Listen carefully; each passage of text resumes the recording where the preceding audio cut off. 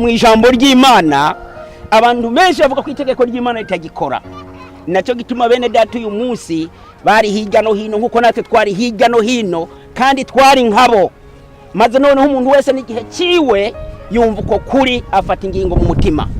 Nicyo gituma mubona dukoraniye ngaha, twaherekeje ababene bashiki bacu muri Kristo Yesu kugira ngo babatizwe bagere ikirenge mu ca Yesu. Amen. Nuko rero nguko namaze kubivuga, wewe uri umushitsi nk'ahantu hano twaragutumiye none ufatanya natwe, bigaragara ko imbuto y'ijambo ry'Imana iri muri wewe, kuko benshi twarabatumiye ariko nta numwe yashitse ngaha. Kubw'ivyo nagira ndagusabira ijambo rito ko twumvise amajambo menshi ikipi twari hariya ku rusengero. Uyu mwanya nago batwifashije iryo jambo ryo muri Matayo 2:8 umurongo wa 19. Rero kuri abene data bafashe ingingo bashiki bacu, tubasabiye amahoro ava ku Mana, bashishikare bakomeze muri uru rugendo rutoroshe ariko rworoshe, kuko iyo turi kumwe n'Imana yacu umuntu ubuntu ashobora kutugwanya. Maranata. Yes sir. Nuko iki gikorwa nicyo kigomba gikogwe, hanyuma muzi kutubera hafi y'aba bantu babiri kugira none kiva bagiye hariya ku mazi hagira babakira kugira babaremeshe ntave bikubita hasi mu mazi. Ariko ndazi ko hameze neza, murabona n'utwana duto turiyo, ibyo byose birakuremesha ko udashobora gutinja cyangwa uhababuke. Muri make rero dufise babiri bagomba kubatizwa, nibegere hano gatonya. Ishimwe arihe? Oh, ndababona hano imbere uko tubiberega Ishimwe na Evelyn Aline. Mwoba hari uwo bafise igishinga ntayo gishingira gitoyi, igituma ari ngaha, igituma yumvise umuhamagaro maze akizera ijambo ry'Imana agafata ingingo yo kubatizwa. Hari uwo dushingira ntaye ntoyi. Maranatha. Yes araje. Maranatha. Nitoa amahoro Ishimwe, abandafashe ingingo yo kubatizwa kugira ngo nande ngira mukenge mu cya Yesu. Amen. Ntaye ngoma nshinga gusa nuko Imana yamfashije nanje nje kubatizwa nk'abandi. Ndibuka nkiri nko mu Bayisilamu ntabwo twebwe batubatiza, urumva ibyo batubatiza nyene nivyo wabo nyene murumva navyo bimenyekana muri Bibiliya. Batubatiza bakubwira ati ngumane ku rutoki rwa uru ukatisubiramo amajambo bakubwira. So ababona ko twabaye muri madini yene batubwira ati ngaha niho Imana iri, bakubwira ngo ntuzokwizere ngo Yesu, ngo kubera Yesu nazo kujana ariko ngo Muhammad gusa. Narabaye muri ubwo buzima mugamo wa Islam nta numwe yahantwaye. Nije nahijanye kubera dada yarase nko mu Islam cyavuga ati naje nta kibazo nyene nigire. Navuye nyene mu Sunday yaca ndigira. Turiga nyene mu Islam ndahiga muga nubwo nahigaga nkubito. Narize nguka nyene bampenda nyene ko ari Imana, nanje umwete ndawushira ko kwezi nkubitwa inkoni nemera sinasinzira kubera kwiga, kubera barampenda ati no hari Imana. Rero je ndashima Imana ko Imana yamfashije, naravuye mu Burundi shika amahoro, kweri mwaransengeye ndashika amahoro. Nshitse kandi umuhira harabaye ingorane gato kubera kuba umuyisilamu. Ndibuka igihe papa na mama baguma bambwira ati muga abayisilamu aho ugomba ukimenya, abayisilamu buri muyisilamu umwe afise amajini 200. Nkumva ndababaye bariko nkavuga ati muriko muramutuka Imana azobaturira. Jewe muga nkavyumvira gusa, mama aravaho papa azavuga ati muze mujana na mama wawe gutegura.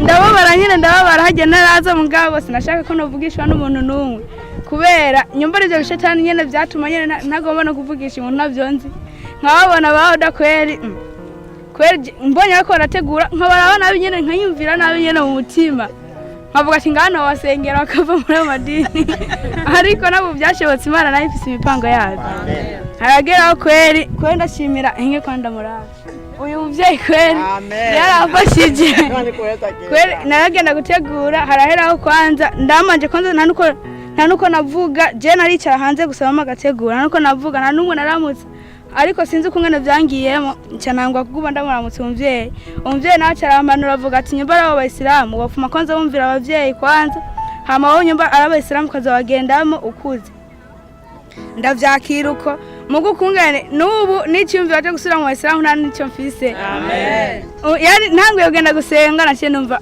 aha nyine sinzobahava kandi so nivyo kwevyo mbayeho nkabashimira Imana kwinkuye kandi ubu ngiye kuba kandi mushasha ntabwo nzosubira ngo ngende bampende ubu namenye ukuri kweri amen murakoze amen murakoze cyane murumvise igishinga ntahe cya ishimwe n'igishinga ntahe cyiza sinzi hariye aye arire kware cyafise nawe mwegere jana nta byinshi bise byo kuvuga gusa nshima Imana kubera ko abaje mu nyuma yanje gusenga barafashe umwanzuro ariko je sinari bwabyimvemo kubera ko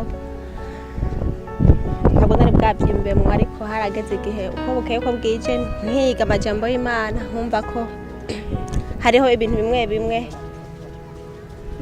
twagiye duhonyanga mu buryo butandukanye kuko uko twakuze twumva batwigisha niko twashoboye kubandanya natwe tubikipinga so uyu munsi nafashe kandi sinawufashe uyu munsi nawufashe mu mutima kuva kera ubu gusa ngiye kubyemeza nga ariko ubundi naramaze kubatizwa kera mu mutima so rero nje kugira ngo nyene ndabigaragaza imbere y'Imana n'imbere y'abantu amen ariko imbere yuko nja bambatiza muri aba bantu bose bari nga kubera ko ndi umwana w'umuntu arashobora kuba naravuze amajambo atandukanye nkiri muri Egiputa cyane nkaba naravuganye nayo na mugenzanje ngomba kugira nitunganye imbere yuko mfatura urugendo kuko ntigoroshe uwari we wese yoba anyimvira nabi ku majambo kanaka none naramuvuze ko mu buryo butandukanye ambabarire murakoze murumvise igishinga ntaye ni byiza cyane kandi n'ikishinga cya mushiki wacu Aline ni cyiza gose yibutse ijambo rikomeye twari tumaze kurusangaha aye ntitwarose ijambo nk'iryo ririmo ryo gusaba imbabazi muri rusangi kuri bene se kumbure bari kumwe mu rugendo kuko iyo hakoraniye abantu benshi ntiyashobora kubamwe akantu gacamwe kumbura ibintu bikagorana abantu rero muri ngaha nk'ishengero ryose birashoboka nkuko yabivuze nibaza ko amaze kwatura n'akanwa kiwe nibaza ko uwo yaragize ikibazo nawe yabajewe yaba uwundi nibaza ko izo mbabazi twamaze kuzimuha amen ninda tamuhaye imbabazi ashira ukuboko hejuru nta numwe twaguhaye imbabazi kandi natwebwe nyene birashoboka natwe ko waratwumvise kutundi tujambo ibyo byose birashoboka nawe uduharire kuko wasabye imbabazi amen reka dusenge kugira ngo dusengere aba bantu bagiye kwinjira mu mazi n'iki kibanza kandi Mana yacu uri mu ijuru data mwiza we ugororoka ngaba abana bawe tubashize mu biganza byawe ubugira kandi ko cyatuze unakize ni kubabatiza ndasavye ngo tuje imbere uturongore maze kuko nabivuze ubwa mbere nsaba ikigogwa kirongorwa n'abamarayika hezagira abana bawe utugirire neza maze tukirahanye n'ijambo ryongere kubaza kandi ryongere kwinjira muri bene data n'abashiki bacu kugira ngo ribemeze maze bafate ingingo dufatanye umurimo data mwiza tugirire neza muri byose mu izina ry'umucunguzi wacu Yesu Kristo amen wenyakira Yesu nduwawe nyakira mukizangiru wawe tumambwe muyerambwire yuko na uru wanje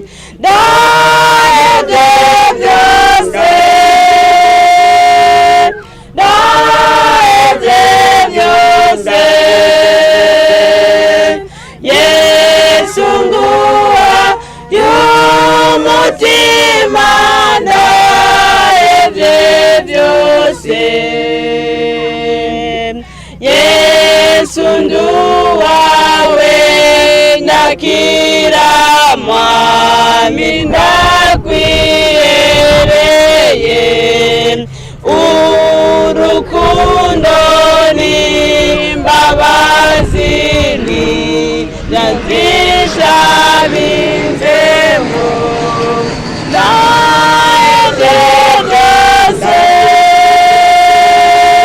ndaheze byose Yesu nguwa y'umutima ndaheze byose. Ni indirimbo nziza yo guheba byose kugira wiyegurire umwami wacu Yesu Kristo. Nuko rero jewe ndinjiye mu mazi hariya, hanyuma mukanya turabahamagara maze gushikayo kwira mukurikirane kuko mutonze nga gukora igikorwa tukubatiza. Amen. Imana iguhinzagire. Ongea kwa Kiswahili.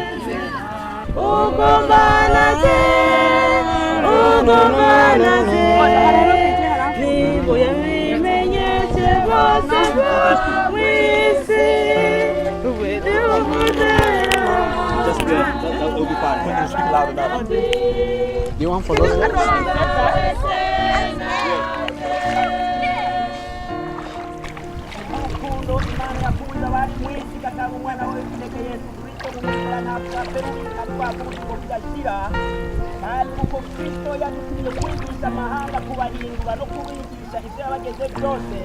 Nuko Aline yakubatije mu izina rya Data n'iry'Umwana n'irya Mwuka Wera.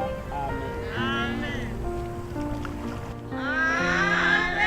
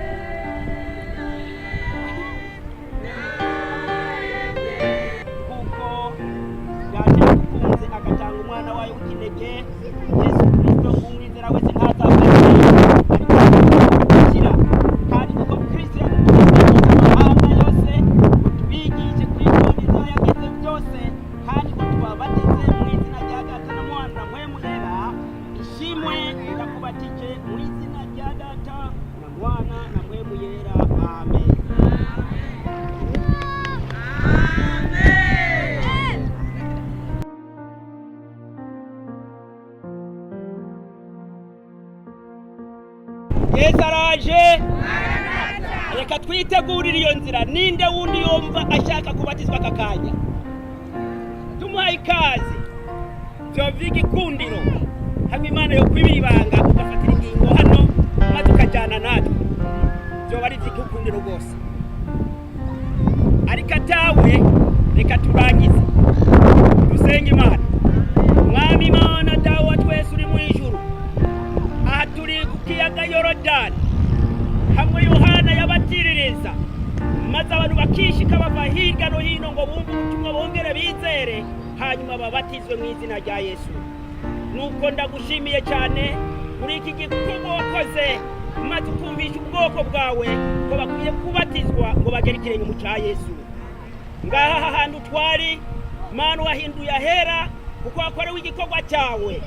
Shishikara yo kubavugutira maze inzira baciyemwo ibabera umuti, ibabera ifashanyo kugira ngo baramirize mu rugendo.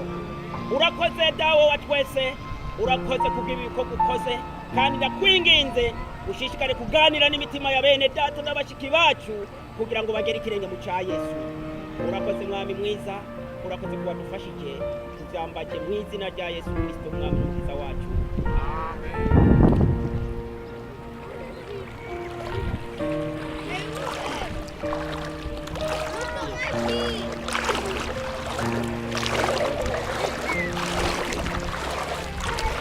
No afstand, hier.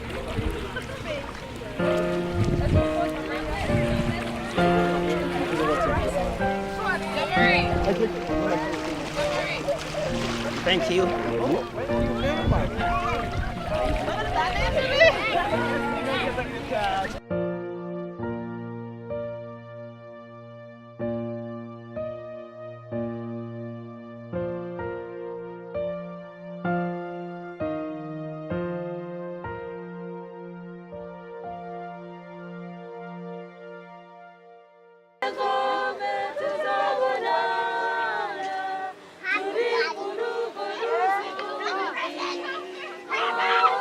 Ego to the one on the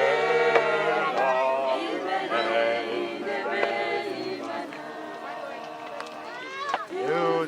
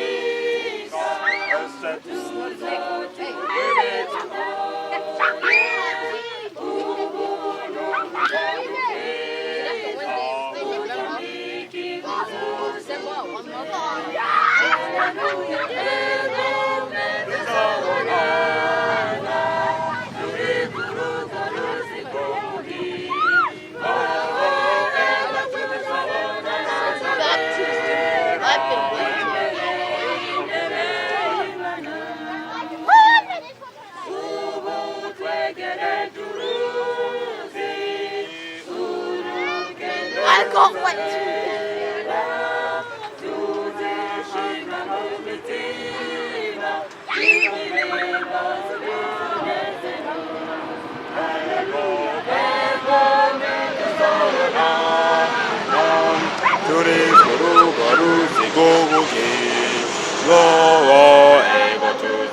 Na na na vera